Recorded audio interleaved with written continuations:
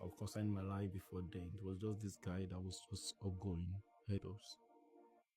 I became very good in the hair industry, the barbing industry. Like I got a lot of clients. I was doing very well.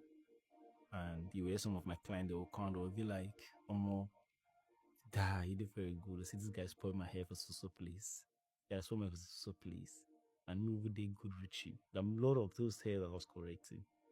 And I have people also who have traveled. As at that time, uh, just like I said, I always wanted more for myself. So at a point, even the place was no longer. I wasn't feeling it anymore. I feel there's something more I need to push ahead. But there's nothing I could see myself doing in Nigeria. Except I want to start another skills. And if I want to start another skills, what's that skills that will take me to this point? So since this thing is also paying well, it's paying outside and they pay in good currency, why not push up? Because at that time it looks like who I was working was the biggest in Abuja. And looked like I have all the big client that I needed. But then this thing would not give me that thing that life I really want inside of me. So I felt like, okay, I just have to go. I couldn't sleep. At a point, I stopped going to my house. I stopped going home. I was sleeping in shop. I had my own house then, but then I wasn't going back home because I needed more funds. Like if it nothing makes sense to me again. The only thing that makes sense is just to be in that place. I can get that dream life. That thing I've always wanted for myself. Place I know I never wanted my children to struggle the kind of struggle I went through. So I just that was the point the idea started coming that you have to leave the country. And from there, I started reaching out to one or two. I talked to some of my clients and you just be like, okay, we'll reach out to somebody, I'll call person for you. And nothing was coming out. But then there's this mindset already there that man, no, they help man. Man, no, they help, but we got to fight for ourselves to survive. We got to figure it out. So I reached out to some agents and they were like, got 8 million to travel. My initial plan was to go to Canada or USA. But to go to those places, they are like, guy, you need to also some amount. And guy, alpha, this was not my budget. Not yeah. Somebody told me 10 million, I need 10 million. The other one was like, I need like 8 million. The list was just 8 million they were calling.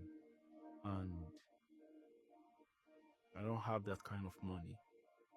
You get? And also I feel like I'm coming to of age that I need to put things in place too for myself and for my family. I need to prepare the ground for my family too. So I wasn't seeing the barbing work to be able to take care of that. And so I felt, so let me just raise my capital.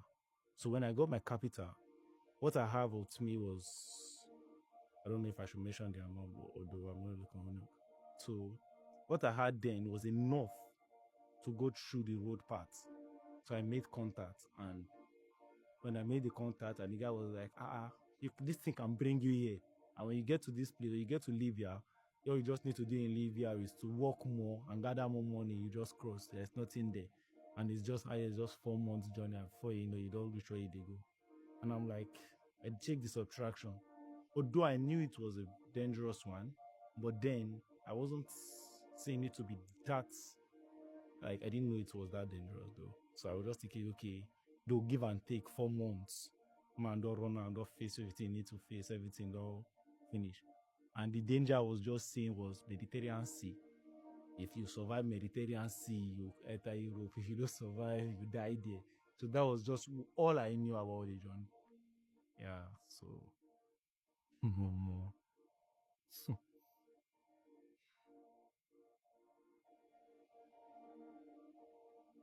the day we spoke with the guy, and the guy was like, guy, okay, how much you get? So I told him, okay, CC.